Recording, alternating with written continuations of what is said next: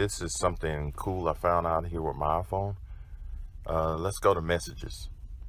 I'm gonna go to my daughter and I'm gonna send her a message. I'm gonna just put LOL again. She's probably gonna think I'm crazy. And you wanna hold this green arrow button, just hold it for like 2-3 seconds. And you can change the different things. Like the bubbles, you wanna go slam, it'll send it to her like that. You go loud, gentle, invisible. You can also do this screen here at the top. I'm gonna click that and hit screen. So I guess I can just